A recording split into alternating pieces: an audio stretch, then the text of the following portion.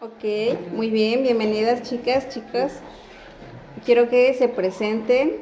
¿Quiénes son ustedes? Acuérdense, son historiadoras, ustedes conocen parte de la historia y cada quien la cuenta como le va en la feria. Muy bien. Pues Adelante, buen día. Estoy con... buenos días, profesora Itaviani. Está con las historiadoras Geraldine e Isabel. Muy bien. ¿De qué nos vienen a hablar en esta ocasión? Vamos a hablar sobre la persecución de los insurgentes en la independencia. La independencia, ok, muy bien. Cuéntenme, ¿quiénes son los insurgentes? Comencemos con eso, profesora. ¿Quiénes son los insurgentes? Los insurgentes eran personas que luchaban por su patria, iban en contra de las reglas que les imponía su mismo gobierno, o en ese caso su mismo imperio, se le podría decir. Ok, ¿quién era el imperio y qué patria estamos hablando?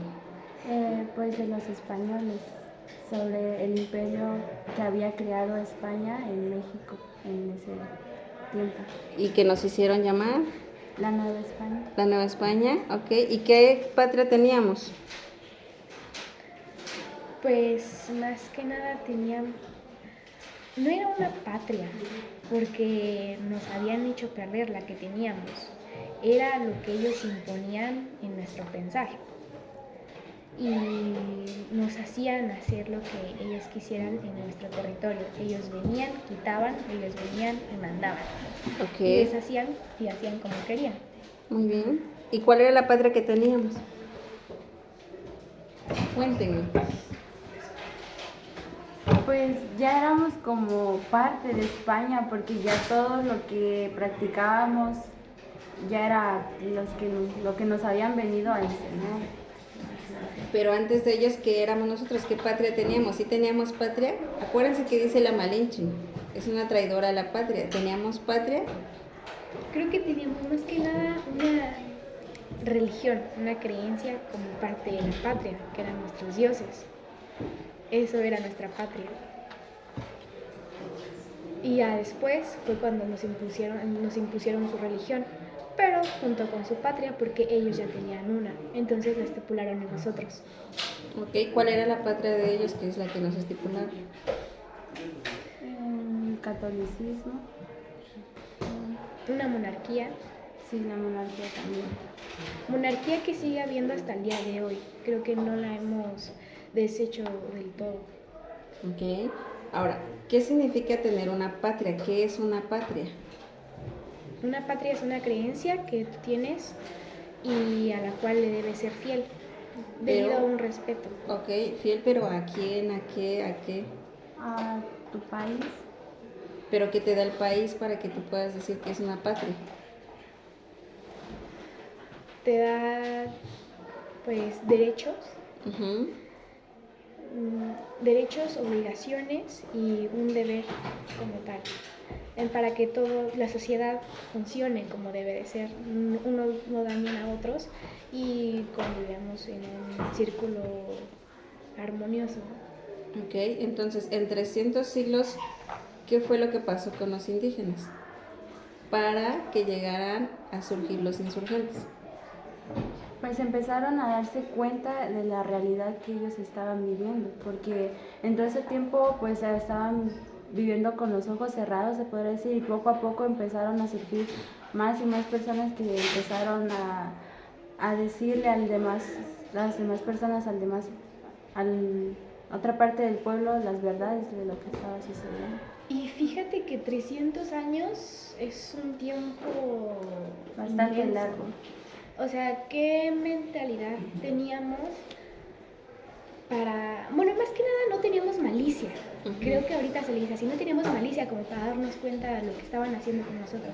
Y después de ese lapso, ya retomar conciencia.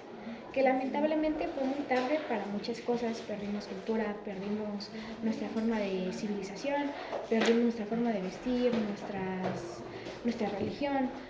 Y lo que nos identificaba. Exacto. Nuestra identidad. Exacto, muy bien. Lo que hace a una patria ser patria es la identidad. ¿De dónde te identificas que eres? ¿Ok? Ahora, ¿los insurgentes qué es lo que querían? ¿O solamente eran revoltosos?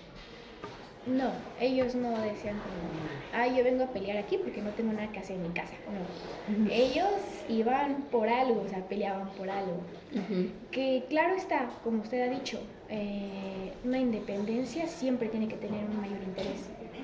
Entonces, a pesar de que pelearon para ser libres, y hablo paréntesis, pues no lo lograron, seamos honestos, no lo lograron porque las cadenas ya eran tan fuertes que se le podría decir que a pesar de que no eran físicas, eran ya mentales, ¿no? Ya estaban estructuradas. Y ellos, sí, es que tengo la palabra pero no sé cómo expresarla. Sí, pelearon, se les podría decir, por lo que querían. ¿Lucharon? Lucharon y del 100% consiguieron un 30%. De un 100 a un 30. ¿Por qué fue de un 100 a un 30? Porque quedaron libres a sus ojos, más que nada. O sea, en el aspecto de que ya no venía un güero y les decía, vas a hacer esto, y después trapeas. ¿Y entonces qué pasaba con los mestizajes? Quedaron. Pues era imposible. ¿Cuántos mestizajes ocurrió? Y no podrías decir que, ahora desaparezcan. No, ya habían impuesto su sangre en nuestro territorio. Y pues de hecho hasta la fecha de hoy sigue en pie. Pues, todos somos ejemplos de eso, ¿no? Somos mezclas de razas, como son los güeros, morenos y un tono medio. Muy bien. ¿Isa? Pues, así como comenta Geraldine, no quedamos totalmente libres, hasta en la actualidad lo podemos seguir viendo en demasiadas cosas. Y pues, ¿qué se podría decir? Incluso ahorita mismo seguimos cayendo en las mismas cosas que sucedieron en aquel tiempo, porque aunque ya no es de la misma manera, así,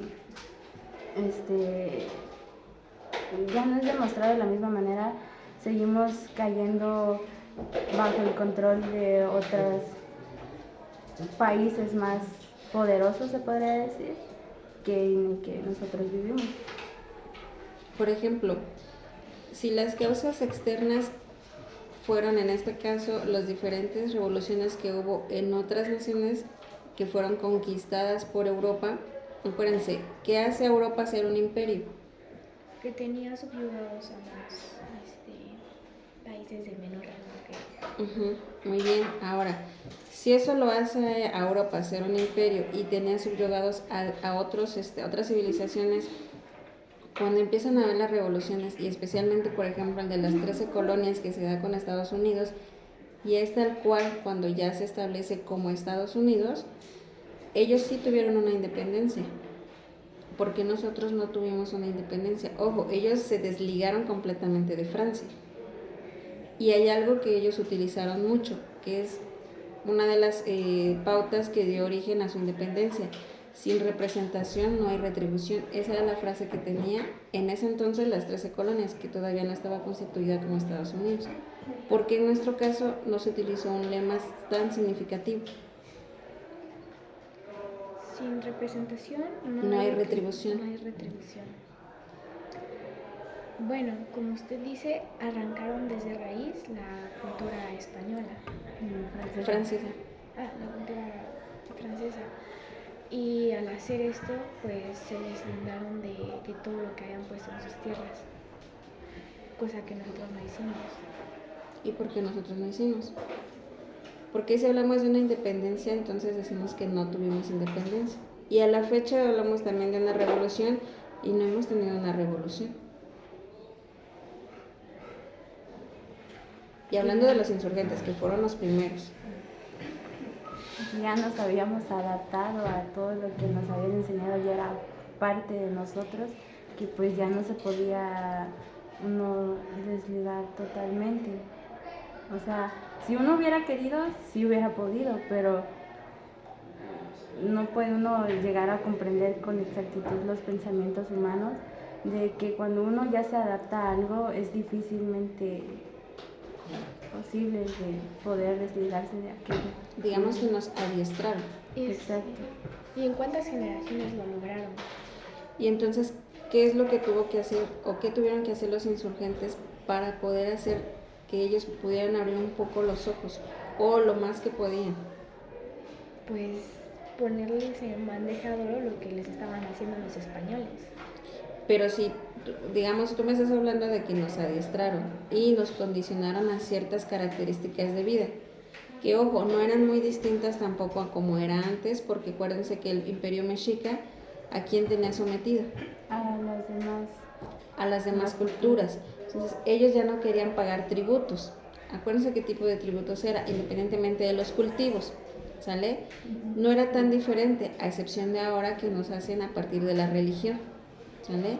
Entonces, mientras en Europa la religión estaba cayendo, aquí florecía, ¿sale? Entonces, ¿cómo le haces ver a alguien sobre algo que te han adiestrado por más de 300 siglos? ¿Cómo lo haces ver que eso que te enseñaron por más de 300 siglos está mal? Sucedería lo mismo que en el caso de Martín Lutero, ¿no? Podría decirse que la manera en que él llegó a expresarle al pueblo que lo que el clero estaba haciendo era incorrecto y que no iba de la mano con la Biblia, se podría decir. Así, de igual manera, es que los insurgentes pudieron abrirle los ojos al pueblo, porque no era, se puede decir, correcto lo que estaba sucediendo en ese momento. Muy bien. ¿Y quiénes encabezaban la línea de los insurgentes? Pues varios personajes que hemos visto a lo largo de la historia, pues Miguel Hidalgo, José Ortiz de Domínguez,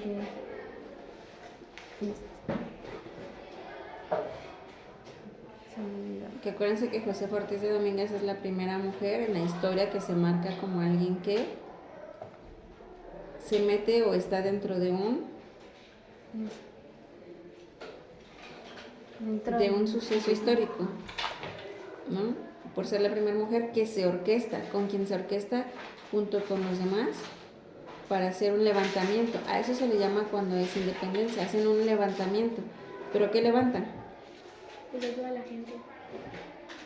Pero ojo, acuérdense cómo controlaban los españoles a quien se quería levantar. Acuérdense que también estaba la Santa Inquisición. Entonces, ¿cómo levantaban a la gente? Si sabían cuál era el riesgo por el levantamiento, por alzar la voz. Pues con la patria. Pero acuérdense, ¿qué es lo que permitían los españoles y qué no? Los españoles no permitían que tuvieran una religión, una patria religión diferente a la suya. Aparte de eso, no permitían que el orden social fuera alterado. ¿Cuál era su orden social? Pues que ellos estaban en la cima y luego... Exacto, y entonces si hay un levantamiento, ¿cómo es que el pueblo se puede levantar sabiendo que quienes tienen más poder los pueden matar, eliminar? Exacto.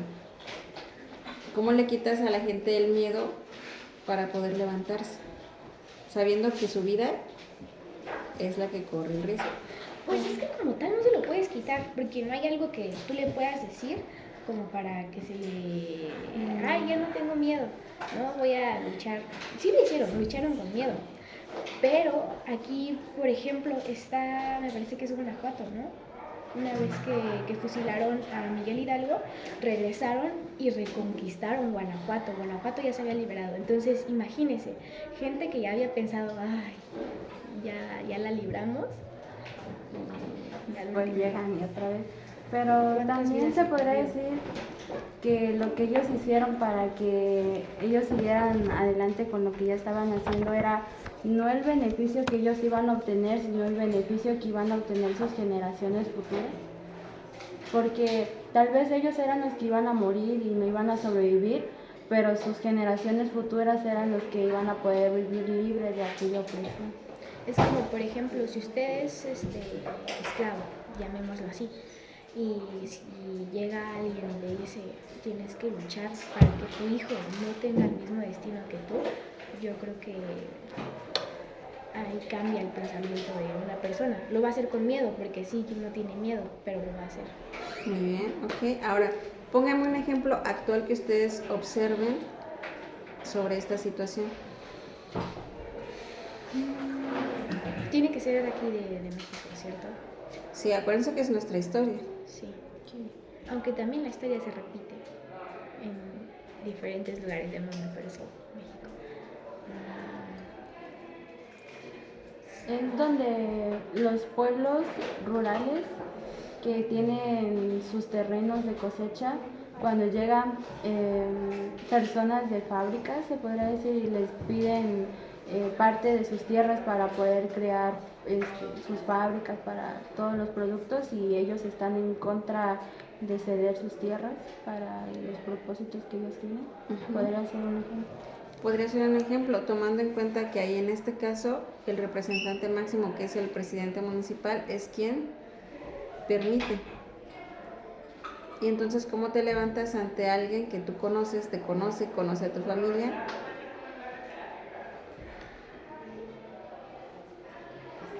Pues pasa lo mismo con los españoles, ¿no? Porque ellos nos conocían. Sí, porque ellos llegaron a conocernos, porque sabían quiénes éramos, de dónde era nuestro lado más flaco. ¿Qué pasa entonces? No sé, está difícil. Pues se Está vuelve a difícil. repetir la historia. Sigue siendo igual, solamente que nuestra propia gente ahora es la que nos manda como quiere, como lo desea. También otro ejemplo podría ser el hecho de, no sé cómo se le llama, lo voy a llamar apropiación cultural, pero es cuando un extranjero viene y, pongámoslo así, viene un extranjero, va al mercado de Jutla y encuentra un bordado, una playera que hizo la señorita Isabel. Es un bordado, está estimado en, ¿qué le parece? Digámoslo barato, en unos 1,800 pesos.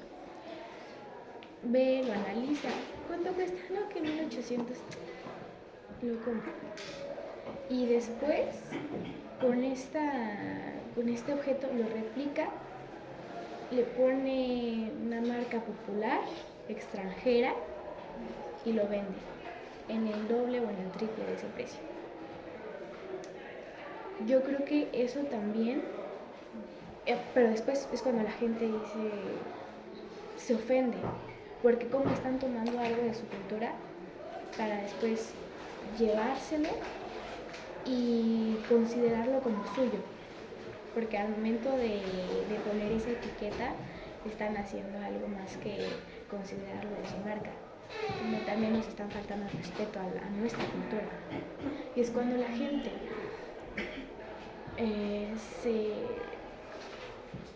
no se le podría decir, ocupar el término de insurgentes, ¿no? Porque no es lo mismo agarrar tu espadita y salir a la guerra, pero sí es un intercambio de ideas que explotan, porque la gente con ese enojo, oye, ¿cómo vas a venir a tomar mi cultura y a revenderla como si no fuera más que mercancía industrial? Y el otro extranjero están acostumbrados a decir, es que yo puedo ir a tu país a tomar lo que yo quiera, porque nos siguen viendo, lamentablemente nos siguen viendo de una manera inferior. Y hagamos lo que hagamos, siempre va a pasar eso. Pero como usted ha mencionado, estamos bastante atrasados a comparación de lo que son las potencias mundiales. Y son las que siempre se van a aprovechar de nosotros. Que ya no son imperios, son potencias. Ok, muy bien, perfecto. Ahora, con los insurgentes, por último, cuando ellos hacen este levantamiento o intentan hacer este levantamiento, acuérdense, todo levantamiento siempre tiene un interés. ¿Cuál es el interés? Dentro de la historia nos marcan que la independencia es para darnos libertad. ¿Realmente tuvimos libertad después de la independencia? ¿O solo aprendimos a decidir, como lo decía ayer, los controlados aprendemos a decidir quiénes nos controlan? Pues sería lo último, porque al hacer la independencia nos quedamos libres de estar bajo el gobierno de los españoles, pero ahora nosotros mismos nos gobernamos a nosotros. Cuando debimos de cambiar eso en su debido tiempo. Exacto. Entonces, los insurgentes, ¿realmente quiénes fueron o para qué fueron ocupados? Pues yo creo que para ayudarnos a decidir quién nos controlaba, ¿no? Al final de cuentas eso fue lo que lograron. Bien, ¿es todo? Pues quisiéramos hablar un poquito sobre un personaje importante en este. Pues cuando los insurgentes se levantan en el año 1810, pues mandan a un personaje que en ese tiempo era el virrey. Eran 3 virreyes que estaban gobernando, se puede decir, y uno de esos era Félix María Calleja, y él es el que manda y junta 5 tropas milicianas para poder ir y atacar a los insurgentes. Y pues entre ellos se encontraban los tamarindos. Dice que se les llamaba así por el color de su uniforme. Había 2 de dragones, así se llaman, que una era de San Luis Potosí y la otra era de Santander, así se llamaba una zona en ese tiempo, y las últimas 2 eran de caballería. Y en ese total eran 2.827 soldados, 2.427 a pie y 2.427 a caballo y 400 a pie. Pues al final de todo este evento terminaron derrotados los insurgentes porque con tal cantidad de caballería que ellos llevaban, pues no era suficiente para que ellos pudieran ganar aquella batalla, y pues también terminó derrotado Miguel Hidalgo, que tiempo después fue fusilado en Chihuahua. ¿Y quién es Miguel Hidalgo? ¿Qué velo tiene en este entierro? Ojo, para el pueblo. Miguel Hidalgo creo que era la forma de representación de lo que era ser valiente y afrontar las cosas en ese entonces. Era como una imagen, un ser que les daba valentía, ¿no? Fuerza, poder, de alguna otra forma. Al que decían, es que si él lo hace, yo también. Es que si él puede, yo también. Y eso en cierta parte les dio espíritu, ¿no? Ganas de seguir peleando. O les dio esperanza. Un poco de esperanza. Pero acuérdense, Miguel Hidalgo, ¿qué era? Había sido un padre. Había sido un padre. Entonces, ¿por qué es la figura más representativa? Porque viene de la religión. Porque viene de la religión. Y entonces, ¿qué es lo que más adoramos los mexicanos? La religión. Entonces, ¿por qué es la figura más importante? Porque tal vez a la gente se le ocurrió es que es la viva imagen de Dios. O un representante, un servo de Dios, y es más fácil seguirlo a seguir a cualquier otro que no es parte, que no tenga presencia. Bien, excelente, muy bien, chicas. Bien, nos va a complementar el siguiente equipo, por favor. Oliver, ese teléfono. ¿Se lo digo?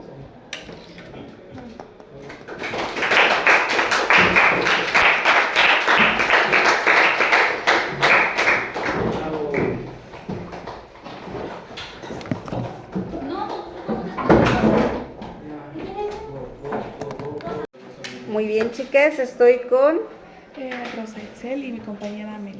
Muy bien.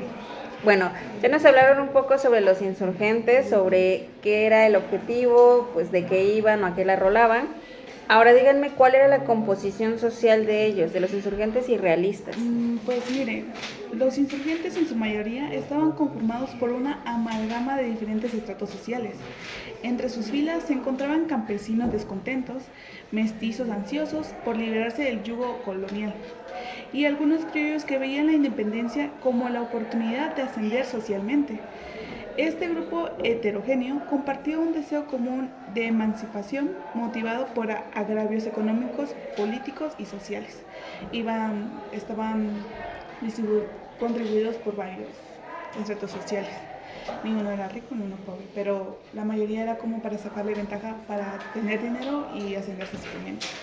Muy bien. Esas ventajas, que es lo que ya hemos hablado, los intereses realmente que se tienen en esta independencia, Ustedes en lo personal, cuando se les enseñó historia en primaria, que todos recibimos historia en primaria, realmente ¿cuál fue la historia que nos contaron?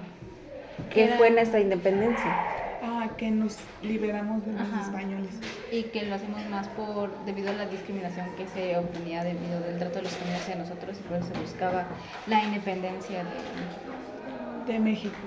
Y aunque varios participaron en esa independencia, resaltan personas que en general eran de la política y no resaltan los que en verdad dieron su vida por ello, que son los campesinos.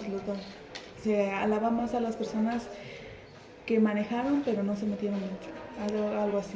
Digamos que son como los que organizaron, pero no estuvieron Ajá, al pero frente. no estuvieron al frente. Solo a los que estuvieron por detrás, más estuvieron manejando las estrategias y todo lo demás para que se llevara a cabo, pero tal los que lucharon fueron muchos campesinos, como usted ya había dicho, para poder ganarlos en la batalla, por así decirlo. Y si en este caso nuestros estratos sociales eran personas que no eran aparentemente de una economía alta, como acuérdense, cuando nosotros estábamos en las culturas prehispánicas, ¿qué teníamos?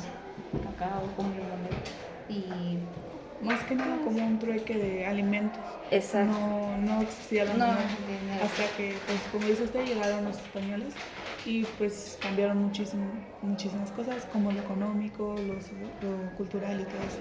Ahora dábamos unas cosas de plata a cambio de algo. Y también que nosotros teníamos jerarquías y con ellos empezamos a tener clases sociales y una estructura social como los campesinos, como en el caso de los españoles o los que podían ascender por ser mestizos, ¿no? Dependiendo del mestizaje.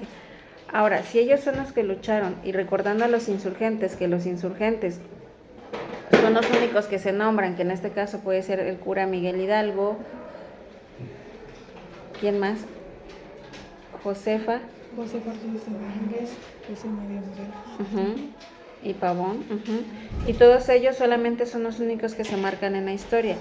Qué bonito sería, ustedes díganme, que se marcaran a todos los campesinos y que se nombraran a todos los campesinos que en ese entonces, como bien lo dijeron sus compañeras, sus descendencias puedan tener una idea de que su abuelo, su bisabuelo, su tatarabuelo o su tatarabuelo tuvo que ver con la independencia. Sí, no, porque pues ellos se sacrificaron por sus otras generaciones. Sería por como decirlo, dijo un mi compañero. reconocimiento a lo que ellos hicieron, porque pues sí dieron la vida en tal por la lucha que se llevó para la independencia de México. Y sí estaría bien darles al menos un cierto reconocimiento, porque la verdad sí hicieron bastante.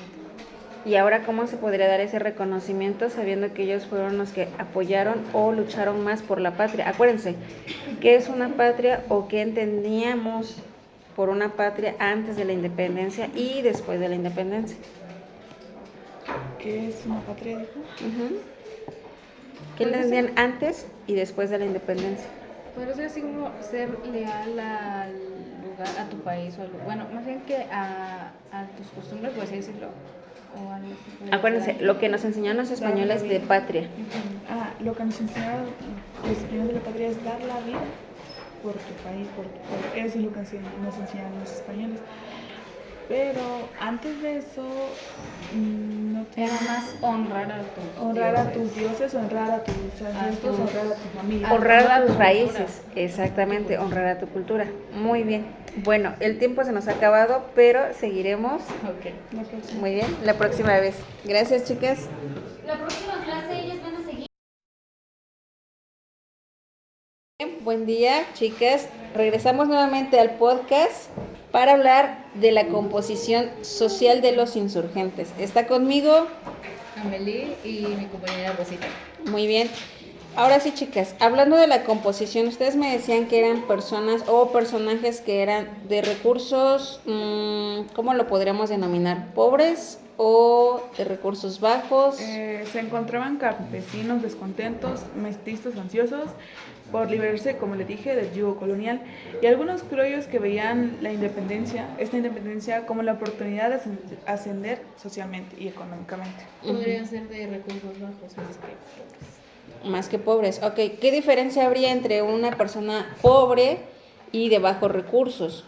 Ojo, de acuerdo a lo que ustedes conocen de la historia, lo que ustedes han podido ver de la historia, y hablando generalmente, por ejemplo, de los indígenas, ¿ellos eran pobres? Pobres de bajos recursos, podría ser. ¿De bajos recursos en relación a quién? Podría ser en cuestión del dinero. Del dinero, pero En pero tierras ellos- y todo, no. entonces sí eran los indígenas de bajos recursos y tenían gran talento en la obtención de tierras. No, porque en cuestión de la tierra, en tierras, ganado y todo eso, no eran de bajos recursos. Pero los indígenas no eran pobres. Su economía se basaba Era pues, en diferente. el intercambio. Cuando llegaron los españoles, ahora sí le dijeron, eres pobre porque no tienes dinero, pero Aunque si ellos tienes tenían tierra. su moneda que era el cacao, y también se basaban Exactamente. en el trueque para Su compartir cosas así. pobre se le denominaron los españoles porque pues dijeron que no tenían dinero, pero cuando no habían llegado los españoles no eran pobres, eran de muy buenos recursos porque tenían tierras, vacas y todo se También complementaba tenían oro. con el trueque y todo eso. Pero era más fácil, yo creo, hacernos pensar que éramos pobres y poder ascender a estar en un lugar dentro de esa Nueva España. ¿Sale? Muy bien. Ahora, algo importante aquí es, ¿por qué es tan importante para nosotros la monarquía? Hablando de que nosotros teníamos un imperio, el imperio de... ¿Qué imperio era? Imperio de... ¿Cómo se llamaba el imperio? No tiene que ver con las culturas. Sí. Tiene que ver con las culturas. El imperio de Los mayas. Tenochtitlan, de los mexicas. Tiene que ver con eso. ¿Sale? Entonces, ¿qué tan importante era si nosotros teníamos un imperio y llega una monarquía? ¿Qué tan importante era la monarquía? Para justamente lo que decía Rosita, si nosotros éramos ricos en cuestión de tener tanto recursos naturales como tierras, ¿por qué entonces la monarquía llega y nos hace ver que somos pobres? Y entonces llega a haber todo este sometimiento. Porque la monarquía viene y nos establece la moneda. Ujú. Ellos tienen la moneda porque eso clasifica a las clases sociales. Si no tenías moneda, no tenías dinero, por así decirlo, no eras de buena clase social. Y pues nos hicieron ver como pobres porque no tenían ese pedacito de metal o oro. Ok, muy bien. Cuando éramos no teníamos no eran clases sociales, eran jerarquías, nomás, era de, bueno, sí, jerarquías de poder, se me fue el nombre. Pero como eso nosotros nada más llegaron a establecernos y fue que nos dijeron, es que ahora van a establecer sus clases sociales en base a la moneda de cuando tú tengas. Y no es que no quisiéramos, sino que nos obligaron. ¿Por qué? Porque si nos seguirían matando si no fuera por ello. Así que nos establecimos, nos pusimos una idea que pues la moneda era lo que más valía, el dinero lo que más valía, cuando solamente es un pedazo de plata o un pedazo de papel. Así que la monarquía viene, conquista un mundo con sus cosas, le establece una economía y así seguimos hasta el día. Muy bien, excelente. Que eso llamaríamos una hegemonía. Solo que dejamos de ser una hegemonía española y nos volvimos una hegemonía de Estados Unidos. ¿Sale? Muy bien, chicas. ¿Algo más que quieran hablar en la composición social de los insurgentes? Por así decirlo, en resumen, se podría decir que la composición social de insurgentes y realistas durante los procesos de independencia de América Latina reflejó las complejas dinámicas de una sociedad colonial en transformación. Los insurgentes representaban a una amalgama de estratos sociales con motivaciones diversas, mientras que los realistas eran predominante la élite criolla y aquellos aferrados a un orden establecido. Este periodo crucial no solo marcó el surgimiento de naciones independientes, sino también la reconfiguración de las estructuras sociales en la religión. Aparte eran, se puede decir, los insurgentes y aparte eran los realistas.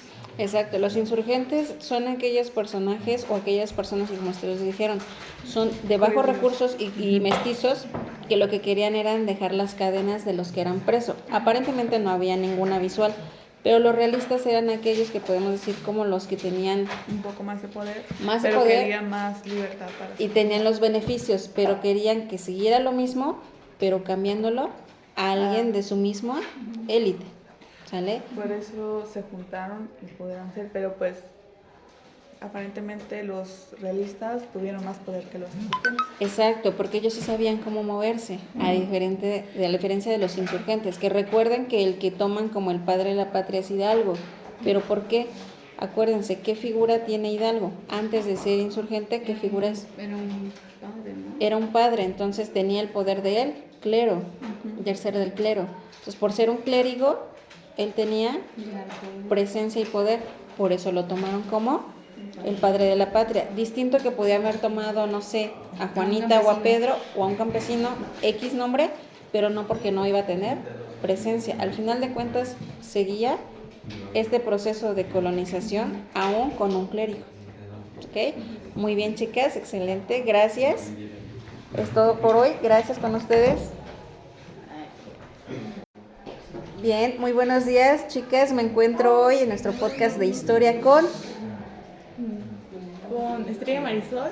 Y María Carolina. Muy bien, bienvenidas, chicas. Entonces, ustedes nos van a hablar sobre Sobre la resistencia. Muy Suena bien. muy de película, ¿cierto? Sí, muy cierto. Y es que esta es la última etapa de nuestra sección de la independencia de México. Anteriormente les habíamos contado en cómo la segunda etapa de la independencia se caracteriza por su organización militar y política de los insurgentes. Exacto. Y finalizó tras la muerte de su principal líder, José María Morelos, tras ser fusilado. Muy cierto, puesto que recientemente se había terminado el Congreso del Chilpancingo, lo que provocó que los jefes militares se separaran y continuaran por separado la lucha de independencia desde diversas regiones. Recurrieron a la táctica de guerra de guerrillas, iniciando así la tercera etapa de la independencia. Empezamos bastante fuerte, ¿no, María? Sí, demasiado. Pero a esto, ¿qué era la llamada guerra de guerrillas, Estrella? Pues básicamente eran pequeños grupos de armados que luchaban con otros mayores. Como comentábamos anteriormente, Morelos al morir dejó a los insurgentes sin un líder, por lo que varios, los que estaban en estas guerrillas, tomaban el liderazgo y se separaban y la lucha en diferentes lugares, aunque siempre con las mismas causas, y así fue que los jefes insurgentes se desplazaron al centro y sur del territorio. Y durante esta etapa hubo 3 líderes principales, que fueron Vicente Guerrero, Guadalupe Victoria y Francisco Javier Mina. Por un lado, Guadalupe Victoria mantuvo la lucha en el estado de Veracruz, donde en 1815 a 1819 controló la ruta de México-Veracruz y una salida al mar de Vaquilla de Piedras al norte del puerto de Veracruz, donde desde ahí se provenían armas y mercancía. Por otro lado, Vicente Guerrero luchó en el actual estado de Guerrero, y Francisco Javier Mina, quien era un español, pieza clave para la independencia de México, pues aunque al principio fue recibido por cierta desconfianza por parte de Pedro Moreno y los demás para luchar en Guanajuato. Y con justa razón, la verdad es que yo no confiaría en algún español, en esos tiempos, pues. Cierto, pero déjame decirte que fue una buena decisión, pues que él se fue ganando la confianza poco a poco. Javier Mina trajo también muchos conocimientos, ¿no? O sea, porque tenía mucha experiencia de guerras anteriores en las que había estado. Fue aprisionado por los franceses, pero regresó a España. Y regresó a España, pero fue capturado por ellos mismos, ¿no? Entonces, pues escapó a Inglaterra. Entonces, en Inglaterra, Teresa de Mier le contó así de qué estaba pasando en Nueva España, y él se fue allá para luchar con los insurgentes. Aunque fue un líder junto con Pedro Moreno que condujo a varias victorias contra los españoles, sucedió una noche del 24 de octubre donde al luchar en Guanajuato sus tropas fueron dispersadas. Cuando al verse derrotado huyeron, pero fueron detenidos cuando el 17 de octubre Mina fue fusilado el 11 de noviembre de 1817. Otra persona también muy importante durante esta etapa fue Vicente Guerrero, quien, siempre se mantuvo fiel a la lucha por la independencia de México. De hecho, en 1819 fue nombrado jefe de las tropas del sur, aunque en 1819 también los insurgentes comandados por él fueron derrotados. Él pudo escapar, ¿no? 2 veces, pero, ¿cómo decirlo así? Él se negó porque le habían propuesto el indulto. Y dijo, la patria es primero. Nunca se rindió y siguió peleando contra las tropas realistas. Ujú.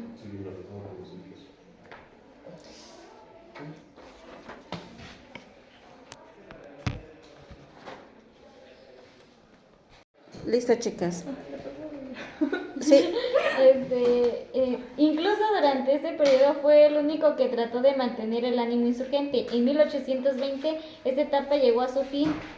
Tras 6 años de guerrillas y resistencia, ni Vicente Guerrero ni los intentos de otros pequeños grupos como él, encabezado por Guadalupe Victoria, consiguieron la causa independentista.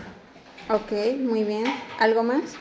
No, no. Ok, de estos 3 personajes, el más emblemático que ustedes mencionan es a Morelos, ¿no? A Mina y a Guadalupe Victoria. Sí. Ahora, ¿qué es lo que pasa cuando ustedes me hablan de confiar en un español? ¿Qué sucede para no confiar en un español? Pues porque en ese momento eran el enemigo, ¿no? De nosotros, porque, Ujú. o sea, nuestras raíces son, pues, de los que estaban con los insurgentes. Entonces, pues, la verdad, uno no confiaría en los españoles porque vinieron a conquistarnos. Pero, ajá, Uno pensaría así como, no, nada más se va a entrar para sacarnos información y después dárselos para estar en nuestra contra, ¿no? Utilizarlos, Ajá, pues. utilizarlos. ok. Y en este caso, por ejemplo, nosotros siendo indígenas, ¿realmente seguíamos siendo puros? No, porque ya había sido demasiada mezcla y ya demasiadas ideas que nos habían metido durante tantos años. Ujú. ¿Y en qué momento nosotros nos dimos, o nosotros, nuestros antepasados, se dieron cuenta de todas estas ideas que nos suprimían o que nos sometían? Pues, no sabemos exactamente en qué momento, pero fue que tomaron acciones para ahora sí rebelarse, por decirlo de una manera. Pues es que desde un principio, como que en cierto modo sabíamos de que estaba mal, pero pues pasó demasiado tiempo para que dijeran, no, pues ya necesitamos ponerle un alto a todo este robo, toda esta masacre y ya. Ujú. Y fue hasta ese entonces de que dijeran, ya, basta. Ok, y en estos 3 personajes, ¿qué consideran ustedes en lo personal que son? ¿Fueron realmente parte importante de nuestra independencia o también su papel tiene mucho que ver en cuestión de los intereses que ellos mismos podían tener? Acuérdense, ya nos comentaban que realmente la independencia fue 1, por quitarse las cadenas y 2, por ascender socialmente. Pues tal vez sea la combinación de los dos. Ujú. ¿Qué opinas?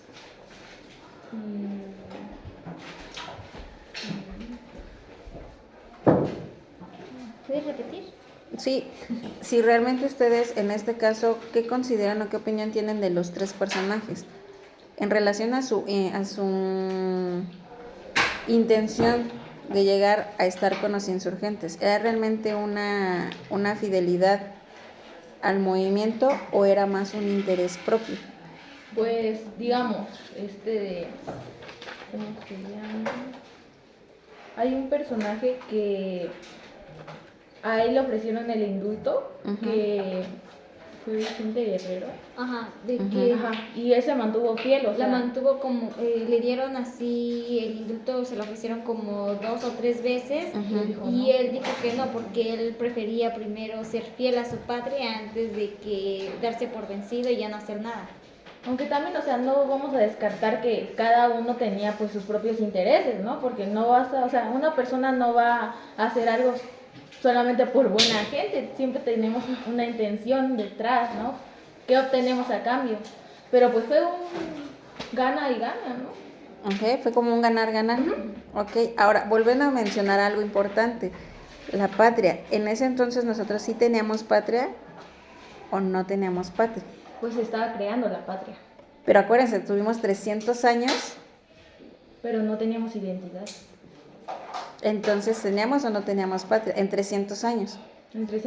No, solamente era como una cultura o un conjunto de tradiciones, pero como tal una patria, ¿O a qué se refiere con patria? Sí, por ejemplo, nosotros tuvimos 300 años de la colonización, es decir, todo ese proceso duró 300 años.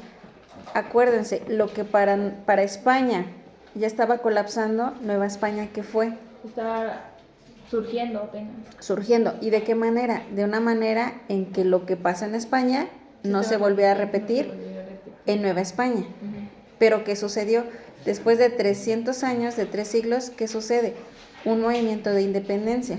Entonces, tardaron 300 años en que esto que supuestamente volvieron a desarrollar volviera a colapsar. ¿Me explico? Sí. Entonces, ¿teníamos patria o no teníamos patria en 300 años en los que nuestra cultura fue distinta? Pues tal vez yo siento que se refería más como... ¿O teníamos identidad? No, yo siento que se refería más como a las personas, de que se refería más al conjunto de personas que todavía seguíamos siendo fieles en cierto modo y no tanto a los españoles. Yo siento que a eso se refiere con patria, a su comunidad. Entonces sí teníamos una identidad y teníamos patria. Pues no del todo Pues, patria, papá. Es que, o sea, estaba, o sea, en ese punto, Nueva España estaba súper, no sabían ni qué era. Solamente eran como los españoles que invadieron nuestro territorio y se mezclaron, ahí hubo una mezcla rara y pues fue como de, unos están aquí, unos están allá. Es difícil definir si tenían patria, ¿no? Pero ustedes díganme, porque ustedes mencionan que era un defensor de la patria. Sí. Pero pues él tampoco sabía qué era, profa, porque... Ay, No, sí, eran defensores. Sí, eran defensores. Pero nada más pregúntense entonces si teníamos patria. Sí teníamos patria. Sí teníamos patria porque por algo estaban defendiendo el territorio, ¿no? Sí. Ok, solamente acuérdense, tener patria es lo mismo que tener identidad y si teníamos de ser 300 años esclavos. Sí, pues sí. O la patria y la identidad vino después de nuestra independencia, después de 300 años. Pues no creo que haya cambiado, o sea, no puede cambiar tanto... de un momento a otro, ¿no? Pero pues, o sea, a la hora de que nos independizamos, digámoslo así, porque de España por lo menos, pues nos quedamos como a la deriva, por decirlo así. Ah, ok, entonces necesitamos a los españoles para no estar a la deriva. Pues no, pero pues es como...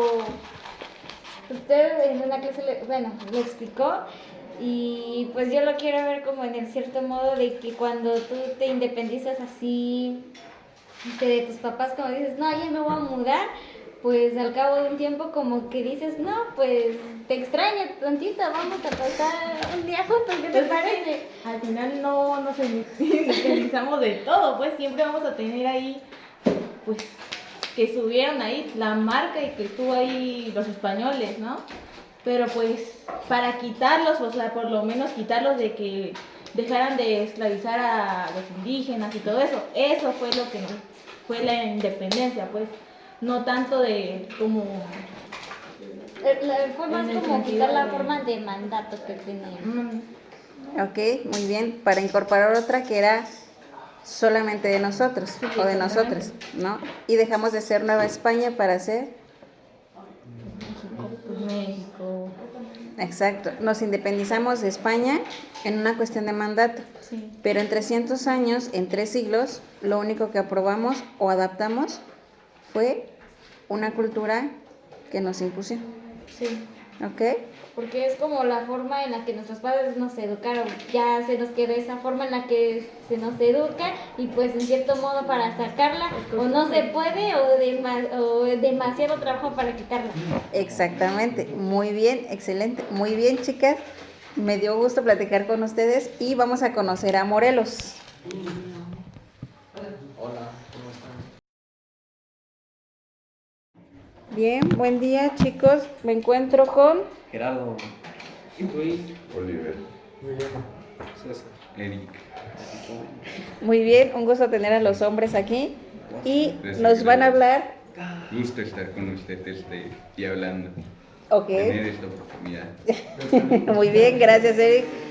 Vamos a hablar de Morelos, de la Constitución de Apatzingán y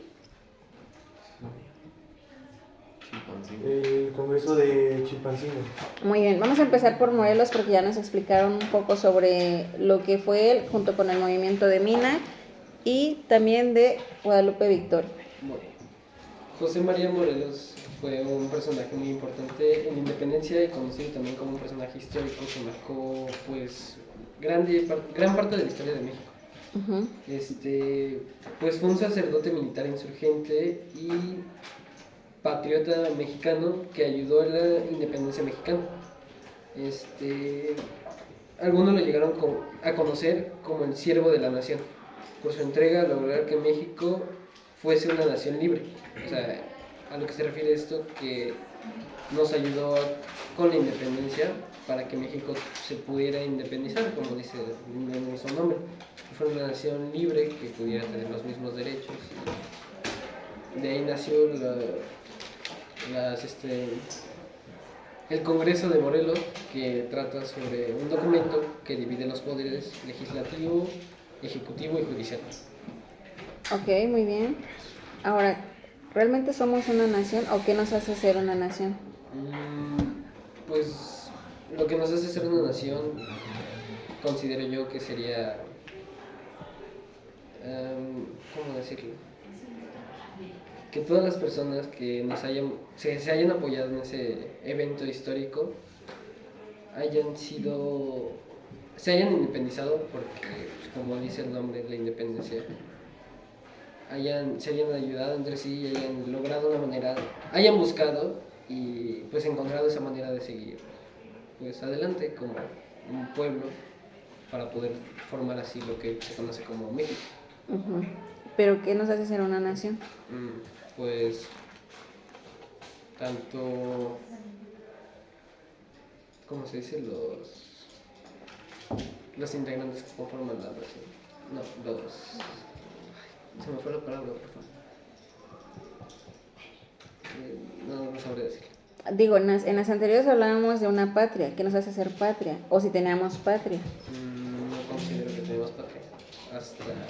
Es que, bueno, en ese entonces se estaba creando apenas la patria, que era como una organización que se tenía para pues mantener pues ese cierto orden que hoy en día tenemos. ¿Y tenemos una nación? ¿Por qué? Una nación porque hoy en día se ha llevado a cabo ese orden que Morelos había inculcado en ese entonces y nos ayudó a convivir como una sociedad. Ok, entonces, ¿qué es la diferencia entre tener una monarquía y una nación? Una monarquía trata más sobre tener el poder y controlar una población, y una nación es no ciertamente tener un poder, sino ser más libre y no tan soberano. ¿Cómo? O sea, que no nos controlen tanto, pues así lo quiere ver. Que no nos controlen tanto. Sí. Pero al final nos controlan. Sí. Y entonces somos una nación. No sé. Ok, la diferencia entre una monarquía y una nación es que una monarquía tiene que ver con reyes. Eso. Y una nación tiene que ver con gobernantes, que son elegidos por el pueblo, que ya no tiene nada que ver con un poder absoluto o un poder sin límites, como lo tienen los reyes, o se hacen tener los reyes, ¿sale? Lo que usted dijo. Ok, muy bien, César. Gracias. Vamos con el Congreso. Este es el Congreso de Chilpancingo debido a que se reunieron pues, todo el Congreso, los que conocen el Congreso en Chilpancingo, debido a que habían expulsado a Morelos, que fue Carlos Bustamante en 1813. Y se dice el Congreso de Chilpancingo, pero es el primer Congreso de Anáhuac, que así también se llama. Y lo hicieron en Chilpancingo para honrar la muerte del general Leonardo Bravo, que fue condenado a muerte el 13 de septiembre de 1812, después de haber peleado y pues que haya sido derrotado y lo mataron.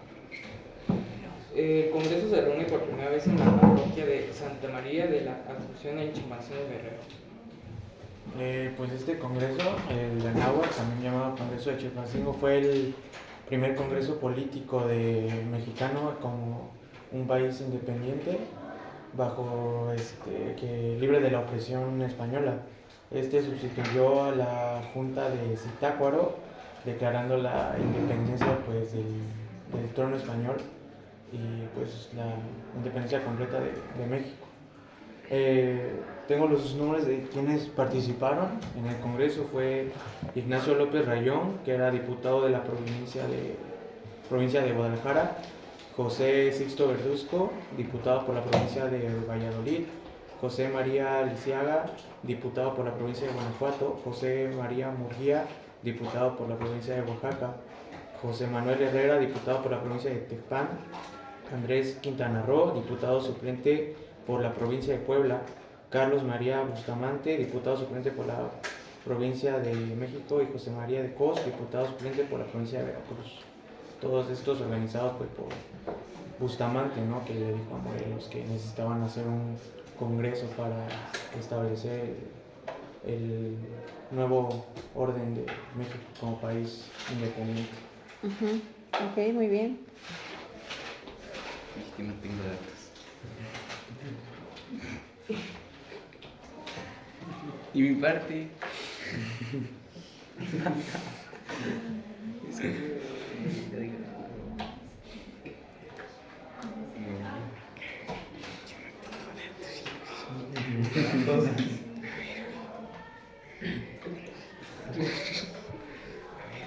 A ver, en lo que lo encuentra Eric, es que lo encuentra. Algo que dijo, lo que dijo Emi, ¿por qué tenían que ser solo diputados? Ojo, en primera fue Hidalgo, porque Hidalgo tenía que ser nombrado el defensor de la patria y el padre de la patria. Que fue el mayor involucrado en la independencia de... Pero aparte, ¿qué rango tenía él? ¿Qué lugar ocupaba él? ¿Qué era? ¿Dentro del Congreso? No. Miguel Hidalgo, ¿qué era? ¿O quién era? Era un cura. Era un cura. Entonces tenía poder porque él era clérigo. Sí. Y en este caso, ¿por qué nada más se marcan puros diputados y no se marcan, por ejemplo, campesinos?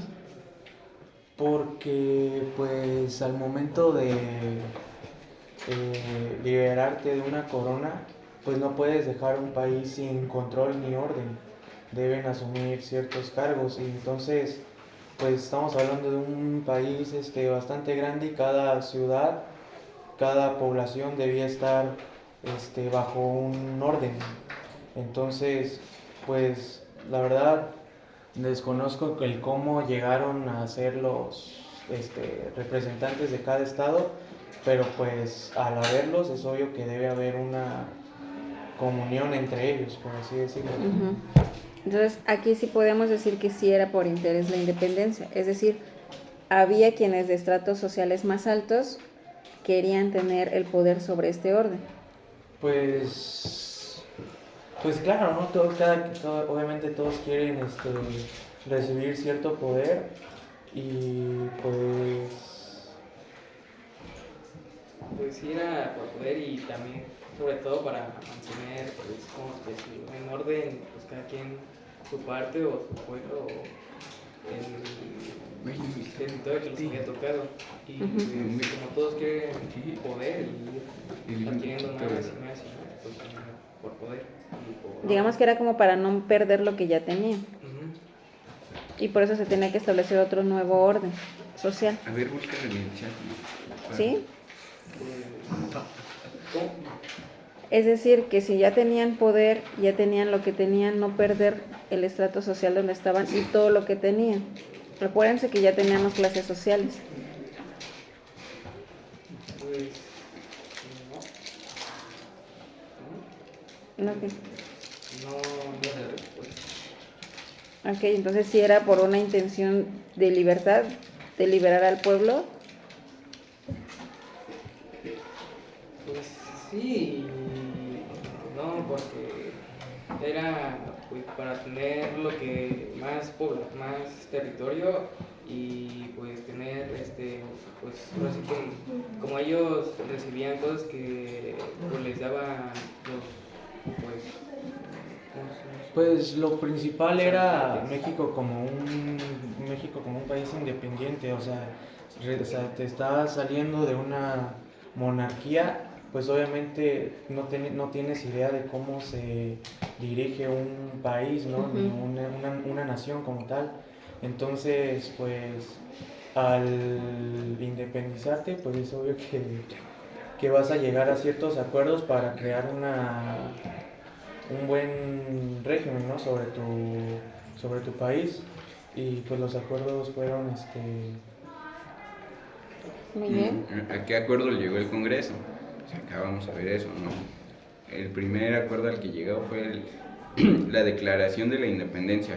En el Congreso se proclamó la independencia de México en España el 6 de noviembre de 1813 mediante la firma del documento conocido La Soledad de la Independencia.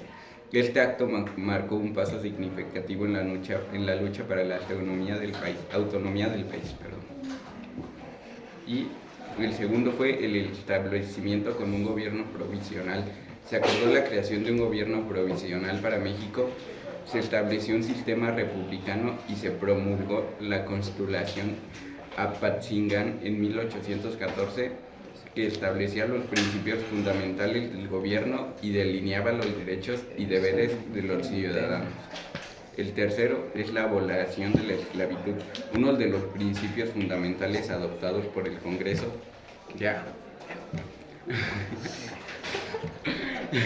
Bueno, está bien, gracias, Eric, te fuiste bastante bien. Sí. Pero ojo, algo Disculpa. que mencionaste ahí en cuanto a tener un mandato provisional, ojo, acuérdense, y tiene mucha razón lo que dice Emi, para gobernar un país o toda una nación que se libera de toda una monarquía y que actualmente existen las monarquías, o bueno, al menos la monarquía española todavía existe, todavía sigue y va a seguir, porque todavía tiene dinastía, tiene herederos, o en este caso herederas. ¿Qué es lo importante aquí? Que si se dan cuenta, el proceso de independencia no solamente fue un día, el día en que se hace el grito de independencia, sino fue todo un proceso, ¿no? En el que ustedes piensen en lo que les voy a preguntar. ¿Es cierto lo que dicen, en este caso, actualmente, que los controlados somos los que elegimos al controlador? Sí. Oye, gente, bueno. Es una frase un poco corta, pero muy real, la verdad. Inspirador. Yo siento que la verdad esa frase... Mucha verdad. Como el controlado elige al controlador. Los controladores eligen al controlador. Los controlados. Pues tienes que, ¿no? Los controlados, el controlado. Bueno, ¿qué opinas? Pero que aún así se ve la corrupción, güey. Aún así. Claro, o sea, sí, o sea, entre controladores se elige a un controlador, no al que va a dar la cara, pero pues al final de cuentas ese tiene que presentarse ante la gente, y la gente pues, bueno, no sé en ese entonces cómo, ¿no? Ahorita no sabemos si en realidad cuenta lo que nosotros opinamos sobre un gobernante, pero en ese entonces supongo que sí, por haber sido tan reciente la independencia, sí se pudo considerar un poco la opinión pública, ¿no? Entonces, pues, creo que es eso. Ok, muy bien, excelente, Emi. ¿Y usted? Yo actualmente sí, que los controladores sí escogemos al controlador, porque al final de cuentas, como dice Emi, al principio por la independencia era un poco más claro que podían, o era más la brecha de que no podían tener la opinión pública, pero actualmente ya no, porque lo vimos con Porfirio Díaz, cuánto tiempo duró, y lo que él decía, eso era democracia, lo que él decía y lo que él mandaba y lo que él dictaba, no lo que el pueblo decía, ¿vale? Actualmente es exactamente lo mismo, al menos para quienes votamos, ustedes todavía no votan, pero para quienes votamos es exactamente lo mismo, solamente hay que saber escoger muy bien quién va a ser el controlador, para saber quién lo va a controlar a él, ¿sale? Muy bien, chicos, vamos con... La Constitución de Apatzingán también conocida como el Decreto Constitucional para la Libertad de la América Mexicana. Lo más curioso es de que aquí ya se va expresando el nombre de México al principio, que esta se da el 22 de octubre de 1814, donde se expresa a México como nación independiente y organizada. También los puntos principales pues son la justicia, lo que sería la justicia, igualdad social y gobierno regido por principios y equilibrador de las inequidades existentes. Sí, la Constitución de 1814 o la Constitución de Apatzingán, como le conocemos, es titulado de manera oficial como el Decreto Constitucional para la Libertad de la América Mexicana, sancionado en Apatzingán a 22 de octubre de 1814. Este decreto fue promulgado por el Congreso de Chilpancingo, reunido en la ciudad de Apatzingán. El Congreso de Chilpancingo, que sustituiría a la Junta de Zitácuaro, fue el primer congreso independiente de la corona española, el cual fue concretado en respuesta al llamado que hizo don José María Morelos y Pavón el 30 de junio de 1803. Más tarde se le conocería con el nombre de Congreso de Anáhuac y también como Congreso de Chilpancingo.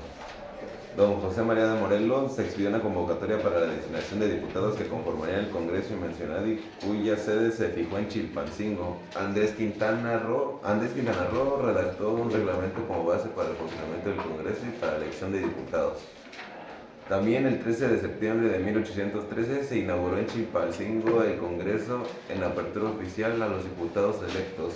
Unos de ellos serán José Sixto Verduzco por Michoacán, José María Murguía por Oaxaca, Andrés Quintana Roo por Puebla y José Manuel de Herrera por Tecpam. Y en la siguiente semana se fueron sumando cuatro diputados más: Carlos María Bustamante por México, José María de Cos por Veracruz, José María Lisiaga por Guanajuato e Ignacio López Rayón por Guadalajara.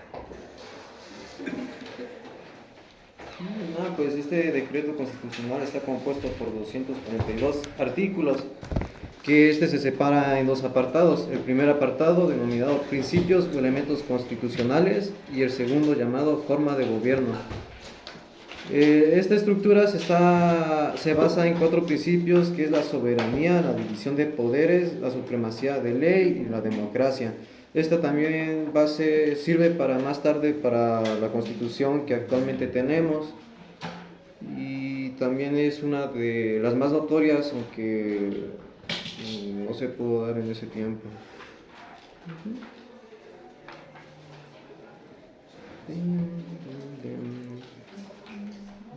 El día que se hizo la Constitución de Apatzingán fue suscrita en el Palacio Nacional del Supremo Congreso Mexicano por José María Lisiaga, que era diputado por Guanajuato, quien fungió como presidente también, por el doctor José Sixto Verduzco, diputado de Michoacán, por José María Morelos, diputado por Nuevo Reino de León, también el licenciado José Manuel de Herrera, diputado de Tecam, también el doctor José María Cos, diputado por Zacatecas, el licenciado José Sotero de Castañeda, diputado por Durango, el licenciado Cornelio Ortiz de Zárate, diputado de Tlaxcala, y el licenciado Manuel de Alderete y Soria, diputado de Querétaro. Todos ellos suscribieron el Congreso, la Constitución de Apatzingán. También Antonio José Moctezuma, diputada de Coahuila, y el licenciado José María Ponce de León, diputado de Sonora, Francisco Argandar, diputado de San Luis Potosí, Remigio de Yarza, secretario, Pedro José Bermeo, secretario. Por diferentes causas, los licenciados Ignacio López Rayón, Manuel Sabino Crespo, Andrés Quintana Roo y Carlos María de Bustamante. Todos ellos conformaron parte del escrito de la Constitución de Apatzingán. Sí. Muy bien, ahora, ¿cuál es la importancia de la Constitución? La importancia de la Constitución, pues esta fue una base, además de que actualmente se tiene, pues en ese tiempo, pues se veía como algo importante, algo que iba a ser en ese tiempo como muy, ¿qué será?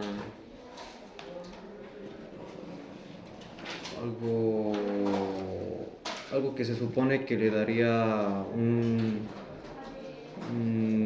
alto a a las cosas que los españoles ya nos estaban haciendo y nos estaban inculcando, pero sin embargo pues no del todo se puede arrancar desde la raíz lo que nos enseñaron y lo que se ha traído desde años.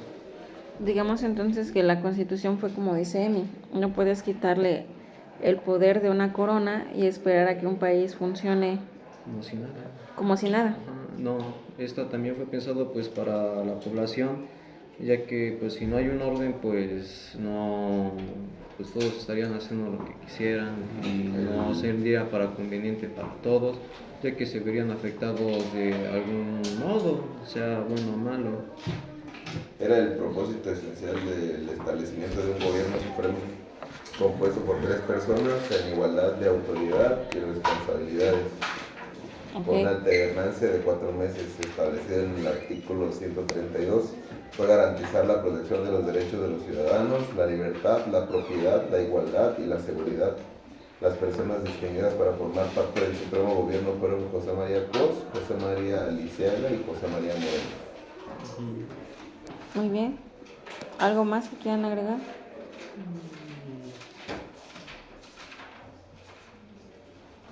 Nada más que pues, cada 22 de cada año de octubre el Pleno Congreso del Estado de Michoacán se traslada a la ciudad de Apatzingán a fin de conmemorar en sesión solemne tan memorable suceso, el aniversario de la sanción del Decreto Constitucional para la Libertad de la América Mexicana.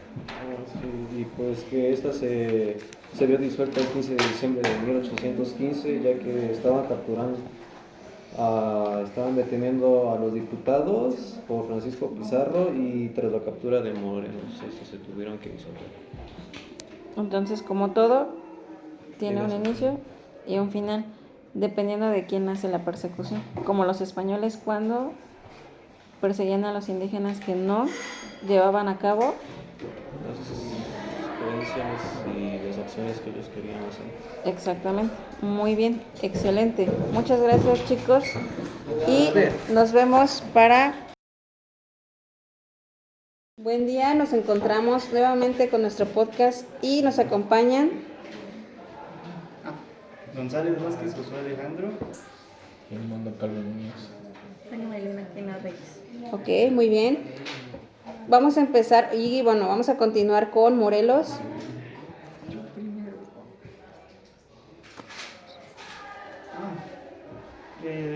Principalmente Morelos trataba de buscar soluciones entre los conflictos que había internamente y externamente entre los tratados que tenía entre él y los indios.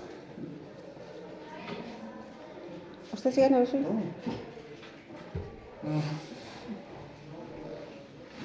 Sí, Morelos también tenía varios tratados en cada rincón del país y tenía en cuenta pues, la justicia más que nada, aunque a veces sí, como cualquier presidente tenía inconvenientes.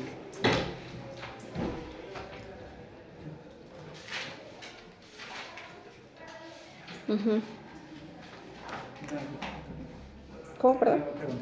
Continúa, perdón. No me acuerdo mucho. ¿De lo que comprendiste de Morelos?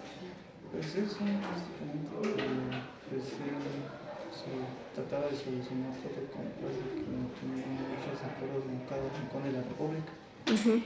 Y eso, lo que está bien. Pero un poquito más fuerte, Josué, sin miedo. Morelos tenía tratados en cada rincón de la República y siempre trataba de solucionar pacíficamente todos los conflictos que tenía. ¿Y cuál era el motivo o la razón para tener tratados? Me refiero a cuál es la importancia de tener un tratado.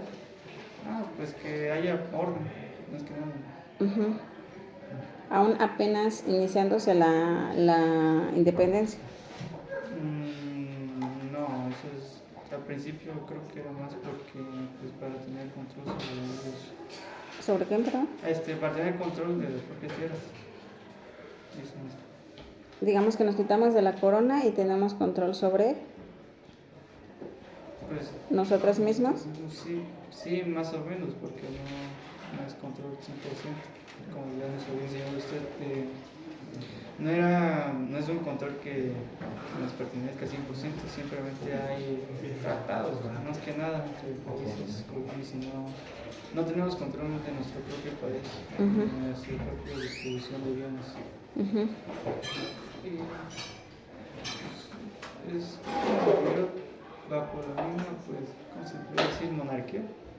Ok. Sí, monarquía. Como vivir sobre la misma monarquía, nada más que es sobre nuestro propio gobierno. Solamente cambia el nombre. Ajá, cambia el nombre. De ser monarquía cambia a ser ¿Monarquía? gobierno. Ujú. Llegan a ser, en lugar de un rey o un virrey, llega a ser un gobernante. ¿Ok? Muy bien. Gracias, Josué. Y continuamos con Vania.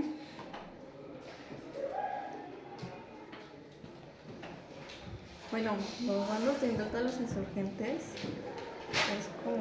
Bueno, Armandito, tienes ahí. Ah, sí, los bandos de indultos a los insurgentes fueron como un plan de unificación para obtener el perdón y de ciertas secciones, de perdonar y que estuvieran en paz ciertas secciones del país.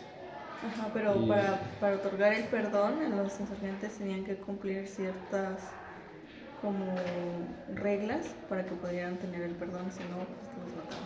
¿Y cuáles eran esas reglas? Bueno, por ejemplo, una de ellas era la rendición de armas, que no podían tener armas, y el cese de hostilidades, en algunos casos la lealtad al gobierno existente. Bueno, aquí están más bien, se los puedo explicar dónde dice. Los bandos de indulto establecen condiciones claras que los insurgentes deben cumplir para recibir el perdón. Estas condiciones pueden abarcar desde la rendición de armas hasta el compromiso de no participar en actividades supresivas en el futuro. Garantías de seguridad. En muchos casos incluyen garantías de seguridad para aquellos que aceptan el indulto, o sea, que los perdonen. Esto implica protección contra represalias o persecuciones por parte de las autoridades gubernamentales, o sea que no los van a perseguir porque ya están como que dentro del perdón, o que los van a perdonar. Reintegración social. Los bandos también pueden abordar la reintegración de los insurgentes a la sociedad. Esto podría concluir disposiciones para su participación en la vida política o la obtención de amnistía legal. Amnistía, ¿no? Amnistía. Duración limitada. En algunos casos los bandos de indulto tienen una duración limitada. Esta limitación temporal puede proporcionar un incentivo adicional para que los insurgentes acepten rápidamente la oferta de perdón, o sea que como que tienen un tiempo. Si no, pues para presionarlos, que querían que fuera. Legitimidad y confianza. La efectividad de los bandos de indulto depende en gran medida de la legitimidad del gobierno que los emite y de la confianza de los insurgentes y la confianza que los insurgentes tienen en esas ofertas. La historia previa de cumplimiento de promesas de indulto por parte del gobierno puede influir en la receptividad de los rebeldes. Sí, esos son como que los puntos más claves para que los insurgentes tuvieran el indulto. En este caso llamado el plan de igual, que era el plan de igual y Iturbide. Sí, se le fue llamado. Ok, entonces, ¿cómo quedaban, si ellos eran insurgentes y luchaban por la causa, al ser dado el indulto, cómo terminaban ellos? ¿Cómo quedaban ante el pueblo? Como traidores. ¿Traidores a qué? A la patria. A la patria. Y volvemos a la patria. ¿Si hay una patria? Sí, pues, según ellos, sí. Según ellos, sí. Por su democracia, su idea. Ellos querían una democracia y volvieron a lo mismo de la monarquía y el imperio. Pero ¿cómo es una democracia? ¿Conocían lo que era una democracia? Ellos querían votar por su líder, tener derecho. Libertad. Y digamos que nuestras culturas podían votar por su tlatoani. No eran los elegían, ¿no? Pero... ¿Cómo los elegían?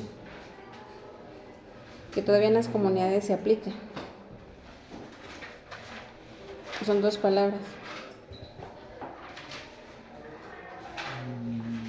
Una empieza con U y otra con C.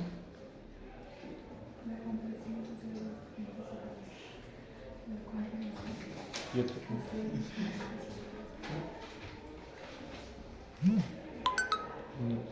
Termina con eso. La primera.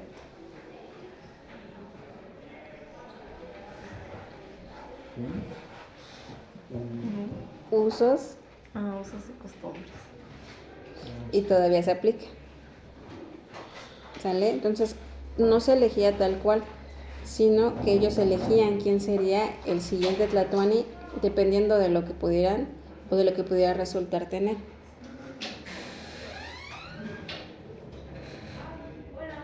Hola. Sí, adelante, por favor. Hola.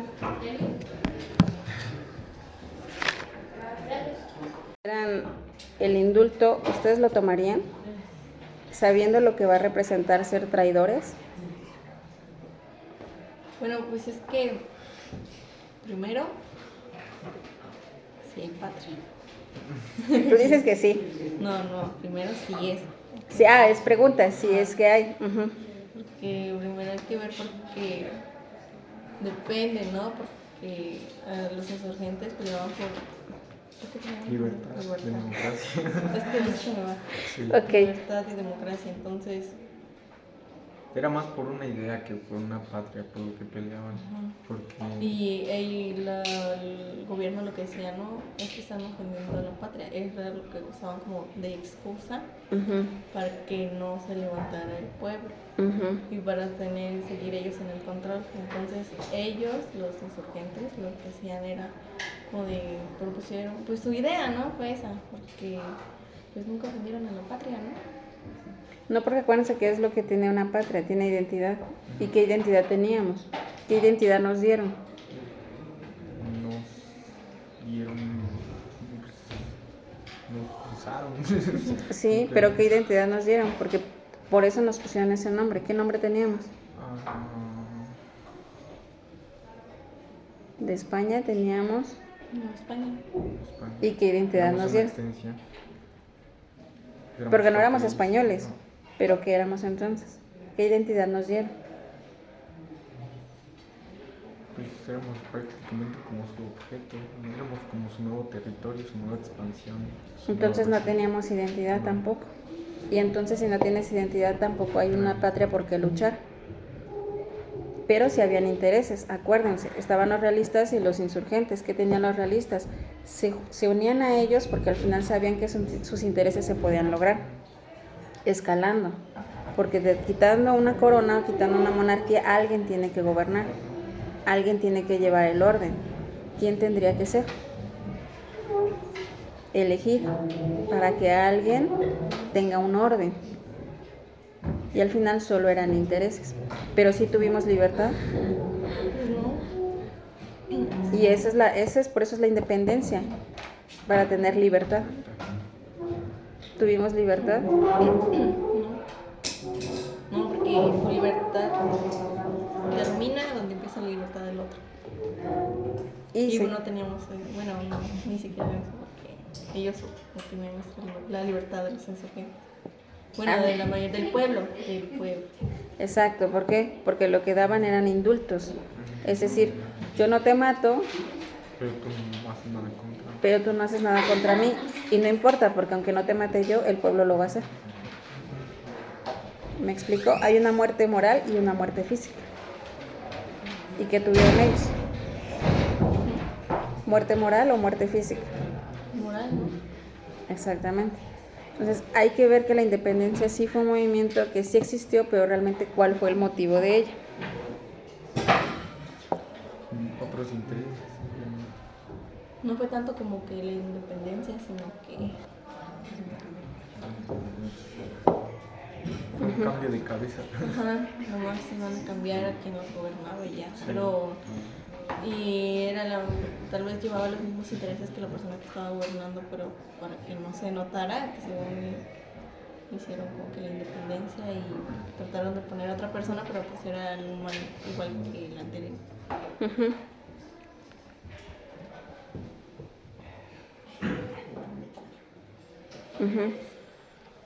Ok, muy bien. ¿Qué más tienen que decir?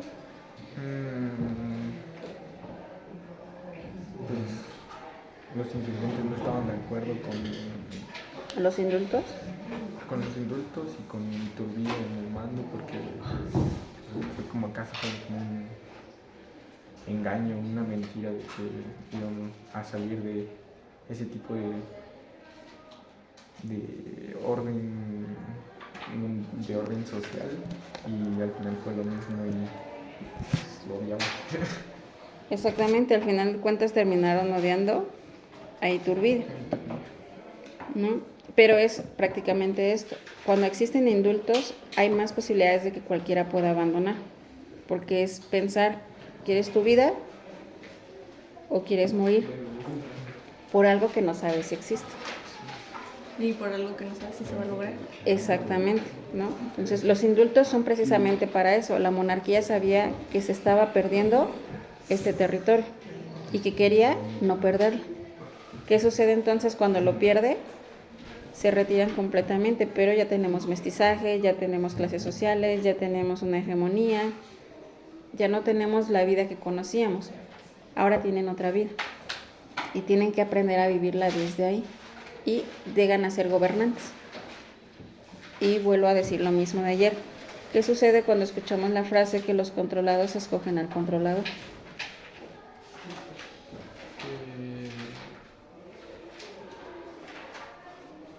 Que nosotros no tenemos opción, ya todo está decidido. Exacto, no tenemos opción. Ni siquiera tenemos democracia si lo vemos así. Cada quien elige lo que es mejor a sus intereses.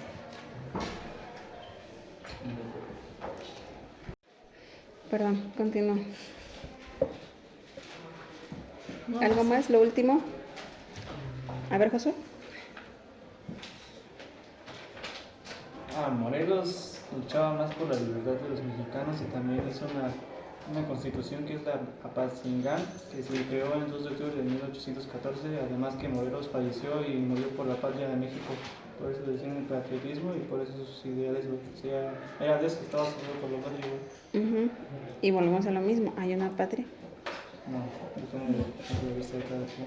Depende del punto de vista de cada quien. Pero para quienes tenían el poder, ¿había una patria? Sí, porque les convenía. Tenían sus intereses y engañaban al pueblo diciendo que estaban ofendiendo a la patria de los insurgentes para que el mismo pueblo sacara a los insurgentes. Es que hay una diferencia entre patria y patriotismo. Sí.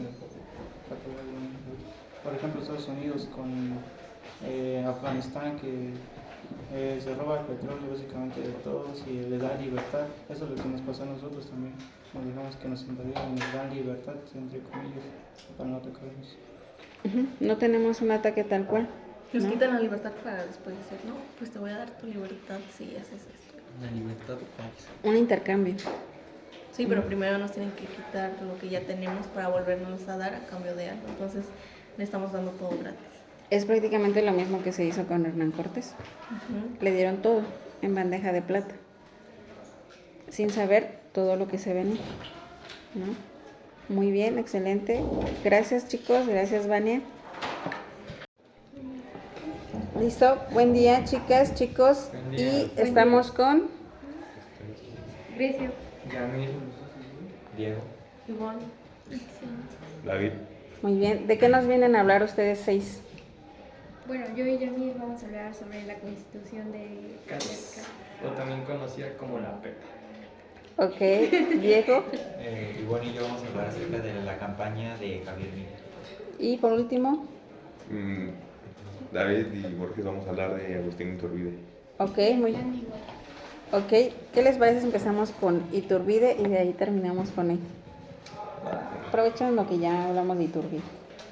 Bueno, hablando de Plan Iguala, es un plan que se lleva a cabo de 3 principios: la independencia de México, los derechos de igualdad entre los criollos y los españoles y la supremacía de las iglesias católicas. Independencia de México, Estado, y llegó el ejército tridente, que estaba compuesto por las 3 garantías, los 3 principios, que la independencia, los derechos de igualdad y el otro, ¿no?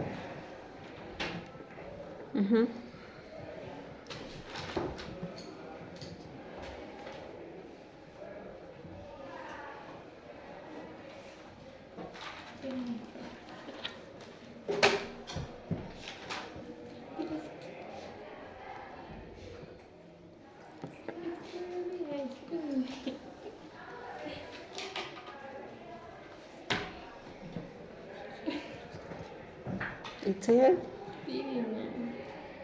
Se pone nervioso usted. Di algo más. David, ¿algo que quieras complementar a tu compañera mientras?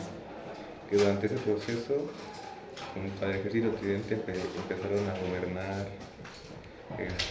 el Estado.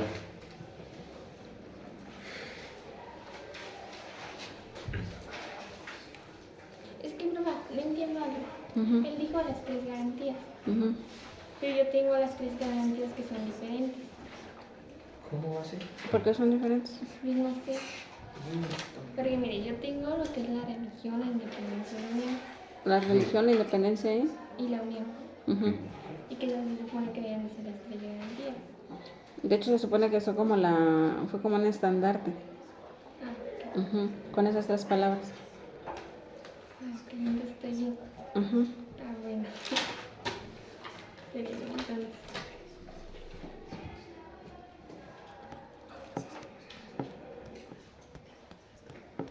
Sí. Mire, no sé qué decir. Itzel.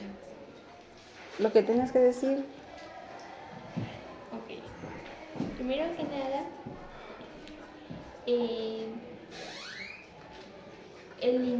Iturbide se unió con Guerrero un 24 de febrero de 1821 y fue cuando se creó el Plan de Iguala, con los 3 principios, que es la independencia de México, la igualdad de derechos españoles y la premisa católica en el Estado. Ujú. Y espéreme, porque aquí tengo todo. Es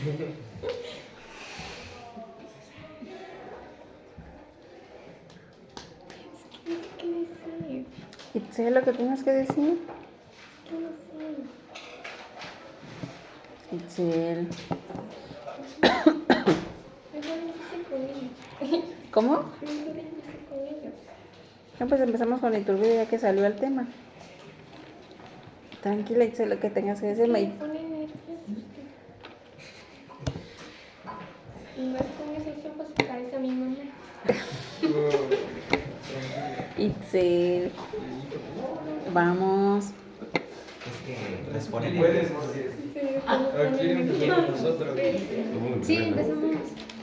Ya, si quieres empezar. Ajá, si quieren empezamos nosotros y ya. Ahora que está. Es que la maestra creo que quería. Bueno. Muy bien, somos entonces comenzamos con... la Avenida Iglesia. Vamos a hablar sobre... La Constitución de Cádiz. De Cádiz, ok. Tenía, de hecho, tenía le decían de 2 formas. Ujú. Que era la Constitución Española, o también también se le llamaba como la PEPA. ¿Y por qué le decían a Pepa? Eso no se llama. Ok.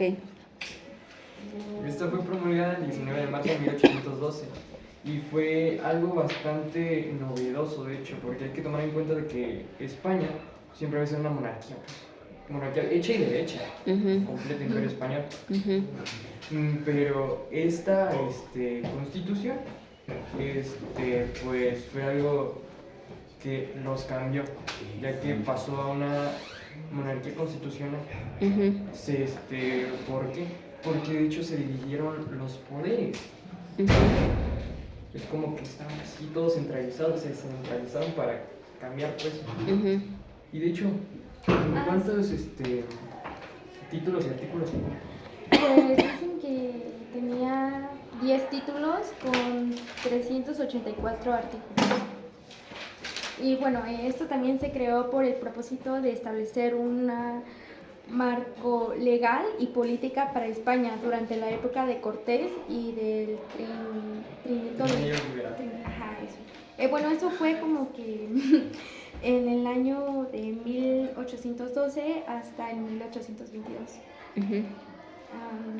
¿Puedes mencionar los títulos? Claro. En general es para, o sea, como que están hechos para cambiar pues su rumbo que iban, ¿no? Así. En el título preliminar le voy a leer lo que dice. Establece los principios fundamentales sobre la soberanía nacional y la división de poderes, que es básicamente lo que abarca en cada uno de los títulos. ya que se buscaba, como ya mencioné, pues la división de poderes para que fuera más como que justillo, pues. Algo así. En el título 1 es, bueno, la nación española, su territorio y religión. Bueno, esto estableció que España, para que sea una nación o sea, católica y indivisible. En el segundo título dice: de las Cortes Generales establece la composición y funciones de las Cortes Generales en el órgano legislativo que se representaba al pueblo. Esto nos muestra, pues, básicamente el cambio del órgano legislativo. Título 3, de las Cortes Extraordinarias. Bueno, esto estableció las condiciones y procedimientos para convocar cortes extraordinarias en caso de necesidades.